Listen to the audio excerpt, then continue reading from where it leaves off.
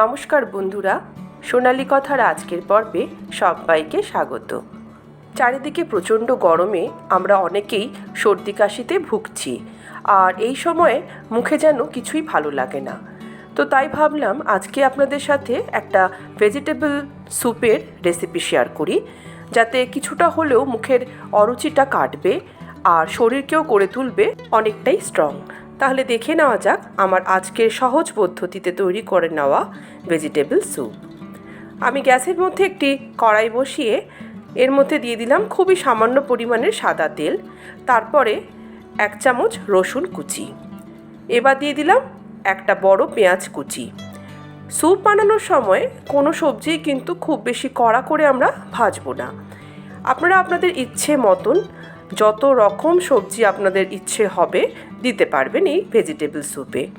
আমার বাড়িতে যা যা সবজি ছিল আমি সেগুলো দিয়েই এই স্যুপটি বানিয়ে দেখিয়েছি।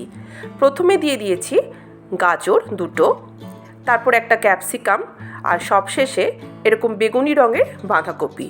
এই বেগুনি বাঁধাকপি পুষ্টিগুণের দিক দিয়ে কিন্তু সবুজ বাঁধাকপির থেকে ঢের গুণে বেশি। সমস্ত সবজি যেগুলো আপনারা দেবেন এরকমই মিহি করে কুচি করে নেবেন। এবার হালকা একটু নেড়েচেড়ে নিলাম সবজিগুলোকে তেলের মধ্যে, তারপর দিয়ে দিলাম স্বাদ মতন লবণ। আবারও বলছি, স্যুপ তৈরিতে কোনো কিছুই আমরা কড়া করে ভাজবো না, তাই 2-1 বার হালকা করে ভাজা ভাজা করে নিয়েই এর মধ্যে দিয়ে দিচ্ছি জল। আমি এখানে একটা আলাদা পাত্রে ফুটন্ত গরম জল তৈরি করে সেটাই মিশিয়ে দিলাম। চাইলে আপনারা ভেজিটেবল স্টকও দিতে পারেন। এবার আমি একটা ছোট বাটির মধ্যে 3 থেকে 4 চামচ কর্নফ্লাওয়ার নিয়ে নিয়েছিলাম, যেটিকে ঠান্ডা জলে গুলে এর একটা স্লারি বানিয়ে নিচ্ছি। এই কর্নফ্লাওয়ারের স্লারিটা আমি স্যুপে মেশাবো যাতে স্যুপটা আমার একটু ঘন হয়। তবে এটা পুরোপুরি অপশনাল, আপনারা চাইলে ক্লিয়ার ভেজিটেবল স্যুপও তৈরি করতে পারেন। সেক্ষেত্রে এরকম কর্নফ্লাওয়ার স্লারি অ্যাড না করলেও চলবে। সবজিটাকে জলের সাথে বেশ অনেকক্ষণ ধরে ফুটিয়ে নিয়েছিলাম। সবজি অনেকটাই সিদ্ধ হয়ে গেছে। সবজি সিদ্ধ হয়ে যাওয়ার পরে আমরা এই কর্নফ্লাওয়ারের স্লারিটা এর মধ্যে মিশিয়ে দেব, কারণ এরপরে আর বেশিক্ষণ আমরা এটিকে জাল দিতে পারবো না, কারণ কর্নফ্লাওয়ার দিলেই এটি অনেকটাই ঘন হতে থাকবে। দিয়ে দিলাম 1 টেবিল চামচ সয়া সস, এটি ডার্ক সয়া সস, তাতে স্যুপের টেস্টটা ভীষণই ভালো লাগে খেতে। আর উপর থেকে কিছু ফ্রেশ ধনেপাতা কুচি ছড়িয়ে দিচ্ছি। চাইলে আপনারা এখানে একটু সবুজ লঙ্কাও চিড়ে দিতে পারেন। দিয়ে দিলাম 1 চামচের মতন ভিনিগার।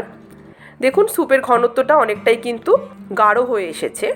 স্যুপটা আমার প্রায় শেষের পথে, তো একদম শেষে আমি মিশিয়ে দিচ্ছি উপর থেকে কিছুটা গোলমরিচের গুঁড়ো আর সামান্য একটু চিনি, স্বাদটাকে ব্যালেন্স করার জন্য। স্যুপটা সাধারণত একটু টক, একটু নোনতা, একটু মিষ্টি, ঝাল সব কিছু মিলেমিশে থাকলে ভালো লাগে। আর শেষে দিয়ে দিচ্ছি কিছুটা লেবুর রস।